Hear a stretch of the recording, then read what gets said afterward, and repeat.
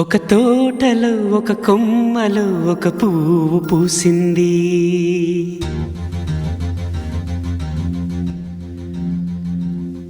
మహారాణిలా మహాలక్ష్మిలా ఆ పువ్వు నవ్వింది.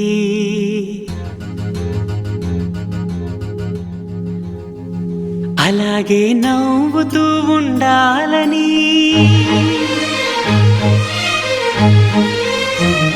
అలాగే నవ్వుతూ ఉండాలని నింగి నేల వాగు వంక చెట్టు చేమ గువగూడు ఆశీర్వదించాయి.